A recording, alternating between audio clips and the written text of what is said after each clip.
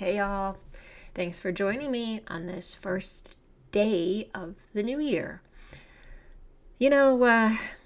Sometimes I do videos so that I can get feedback from everybody else on something I've been pondering for the past day or two, and that's the case for this one. This is going to be regarding the prophecies of the conflict with Turkey and Greece, between the Turkey and Greece. I brought up this prophecy along with the provocation of the Turkish aggression and Greece, and how Greece gets back Constantinople. So I told my mom that. I said, about this prophecy. I said it about a year ago to her. And she said, oh yeah, I heard that in school when I was growing up. And I was like, wow, your classes talked about prophecies? Now, of course, Orthodoxy, probably even more so when she was growing up, was, that's the national religion there in Greece. So I just thought that was really neat that she learned about Orthodox prophecies in her classes at school in Palaeon, where she grew up, which is a suburb outside of Athens. So that was really interesting. And anyway, I'm going to show you some of these prophecies that just kind of a brief thing to show you what some of the elders were saying on this, and then we're going to get to my ponderings about, I think, a missing piece, an integral piece that might be part of this particular prophecy. Just the way I'm seeing it, the way I think. So I want to see what you all think when I show it to you. So here, I'm just going to show you this page. Okay, so from the Holy Wisdom channel, this is the long version of St. Paisios on World War III. It's a deeper dive. I've actually read all that in the past, but I want to just remind people that, when the Turkish fleet moves against Greece and reaches Examilia, 6 miles from our shores, they will be destroyed. This is God's will. It will be the moment when they will carry Koliva at their belts, a sign of mourning, but it will not come by our hand. That moment will commence all the events leading up to the return of the city, which is Constantinople. Okay? So that's what I'm talking about here. And then we have the one from the unknown elder. And I just want to center on this first. I'm just going to read a couple things in here. The Turkish strike will follow a serious provocation. A staged hot incident is foreseen. I wonder what that is. A staged hot incident. Remember that. And that the Turkish strike will follow a serious provocation. So we have two things there. Hot incident, serious provocation. Okay. This is something I'm noticing when I have this idea in my head. Okay. Now, in this rest down below, it talks about Germany being in some kind of forged pact to go against Greece. And, last time I read it, I was like, well, that's kind of interesting. I wonder why Germany would be doing that. And there must be some quid pro quo thing. But in any case, that's what he had to say on this. This is kind of a different piece of what's to come on the Turkey-Greece thing. And then on this one, this is the Elder Joseph's of Vadapudi. He had said that the Turks will attempt the absolute surprise. They will embark their troops in ships, and they will head to land from Kavala to Athens, while as a distraction they will also attack Cyprus, where fierce battles will be fought and there will be great losses to the army and the civilian population. The interesting part of that is we see they're going to try to surprise, but you also see in here the distraction. They're going to use a distraction. While as a distraction, they will also attack Cyprus. So I'm wondering about that. Okay, why a distraction and then hitting Cyprus, right? Just, hang with me here. I'm making a point. Okay. Now I'm going to show you what Nima had said to Colonel Wilkerson and Colonel Wilkerson's response on this particular issue. This is regarding Cyprus and Greece. Okay, so let's listen. Let's assume this way: he's right now moving toward South Cyprus. He's talking about Netanyahu. Greece. The main question would be, what is he seeking for in these two countries? They're not that much capable when it comes to the military power, but their land can be used against some other countries, or maybe... He's talking about Greece, the lands, and they don't have much military or anything, which is true, but he's wondering why Netanyahu's going to Cyprus and Greece, spreading out here. They can divert Turkish troops if Turkey feels like there's some threat there, then, or even just political problems. They can divert Turkish troops away from wherever Erdogan might be intending to use them that might be inimical to Israel's interests. Okay, that's a really important point right there, diverting Turkish troops. And just keep that in mind. It could be for diverting the Turkish troops from another place that I will get into. The tempest in a teapot for Netanyahu. It shows you how desperate he's becoming, that he has to go to Cyprus and Greece to try and find a counterbalance to Turkey. To find a counterbalance to Turkey. Very interesting. So, what do you think that means? Why would Israel need a counterbalance? And why would Greece be the counterbalance? Well, let's think on that. Now let's go to Colonel McGregor, what he has to say on this issue on Judge Napolitano's show. Listen carefully. The region continues to develop in ways that are very dangerous. Right now, you have a reviving Ottoman Empire in the form of modern Turkey under Erdogan. He has aspirations and ambitions. Mr. Netanyahu is waging a war for Jewish supremacy over the region. Those are his ambitions. These two powers are going to collide, and they are going to collide in Syria. They're also going to collide at sea in the Mediterranean. I don't think people are paying attention to it. And the fact that Mr. Trump stands up there and says, well, Mr. Erdogan's my... Okay. So he's saying it's going to collide, as you know, because, let's go over this with you. Let's go over what we just saw here. Because Netanyahu wants to build his Greater Israel project. They've been wanting to do this for decades, right? So that's what his plan is. Then you have Erdogan and his Ottoman Empire dream, okay? And that starts basically in Syria, okay, what he wants to do. So you know that both Erdogan and Netanyahu, they have pieces of, Syria. There's sections there that are like cut out like pie pieces for people, for these people who want to have the land, okay? And two of them, other than the Kurds and the U.S., they're in a certain portion of this country.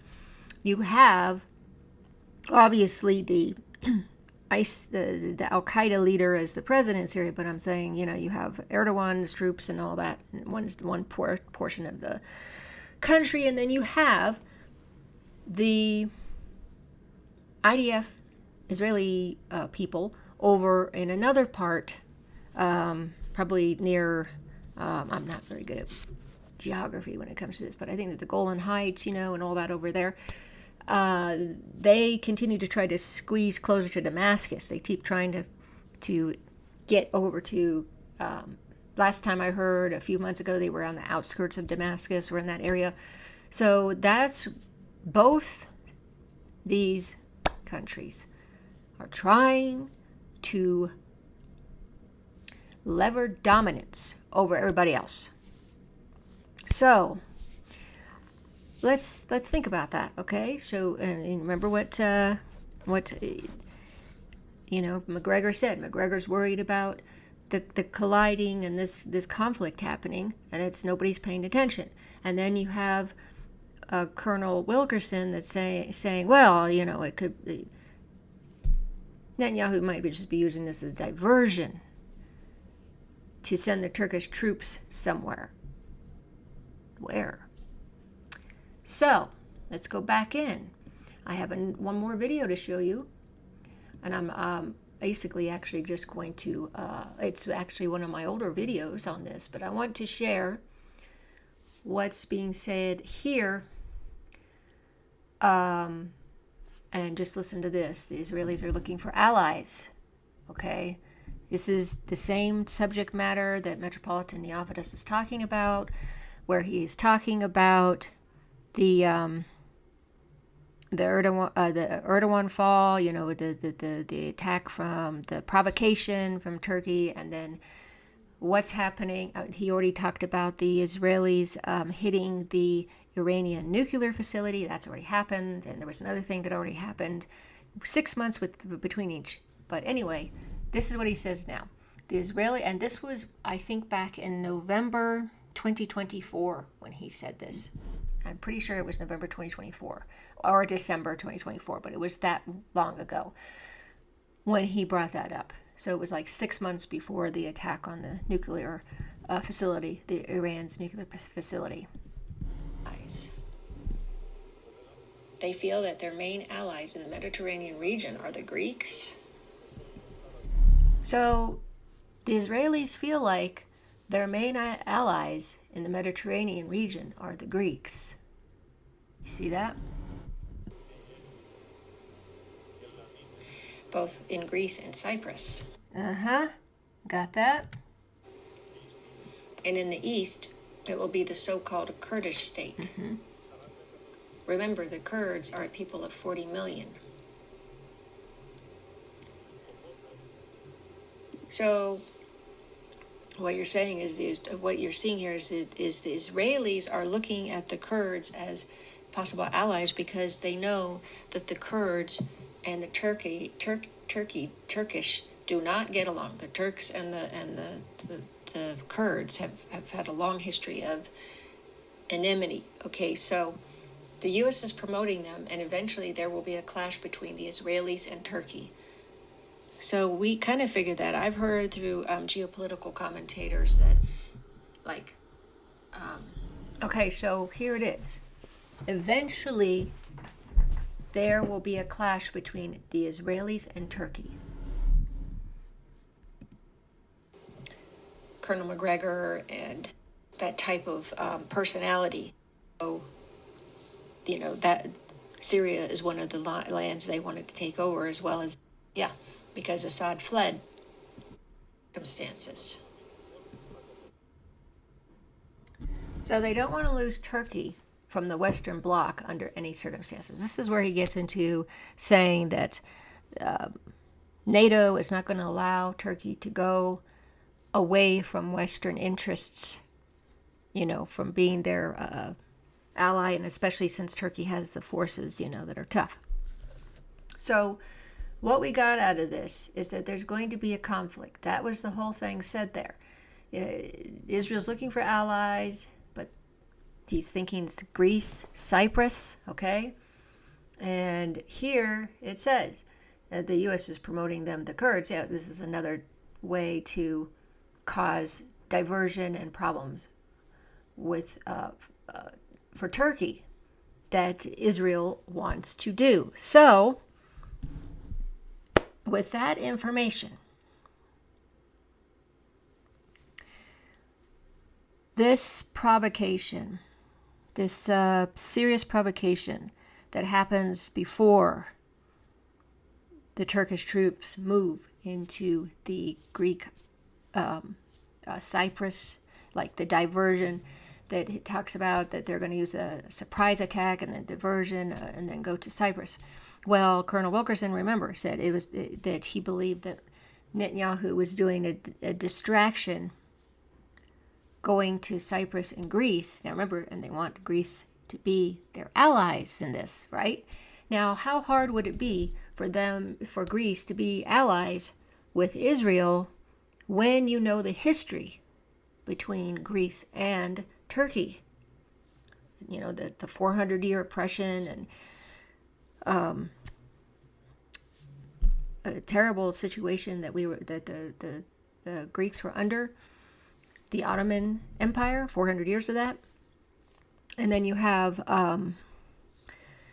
the tensions just continued after that. Tensions for years, decades and decades, and probably even longer than that, probably a century of this issue with the Aegean and fighting over islands and all that. I did a video on the whole history of how that came about with the islands and everything, and the arguing over them, and the waters, which area of the waters belong to Greece and Turkey. So, how hard would it be for Greece to go along with Israel when they're not buddies with Turkey? Okay, they try to get along, but they're not. So let's think about that. So Greece will probably be like, oh, sure, maybe you can help us so that they're not bothering us in, doing anything with Cyprus, and they're not doing, they don't do anything with our islands, But Israel has its own interests. Like I said, this is about, okay, we need some allies over here. In other words, the way I look at it is the Izzies want to use Greece in a distraction to get Turkey away from Syria, to just make their attention go to, oh, what are they doing over there? They did some provocation over there with Greece and Cyprus. What are they doing? What kind of provocation? When you hear provocation, and one of the elders said, and Turkey moved after this provocation, this serious provocation. It could be. Doesn't mean it is. This is just how I'm seeing it. And that's why I'm sharing with you, so that you can tell me what you think. And if I'm, off somewhere in La La Land, or if I have any type of, if it makes sense to you. So they could be using Greece as a tactic to get the Turkish troops away from Syria and get them involved in some kind of war with Greece, so that they can then move forward into Syria, the Izzies. You see what I'm saying? Because that's always been on the map of countries that Greater Izzy Project wanted to do. Okay, they wanted that part of the Middle East as well. I mean, big swaths of the Middle East land is Netanyahu's, the Greater Izzy Project wants. Okay, so with that, I can see that being the provocation that brings Turkey over and ends up striking Greece. Now, that should be an easy thing, because it's already been tensions there for, years and years and years, and then it would heat up, and then it would kind of cool down a little bit, heat up, and then kind of cool down a little bit in these Greek islands area. And it's back and forth, but if some, say, false flag, or, some type of provocation that the Izzies put forth there, like, let's say in Cyprus, considering there's a lot of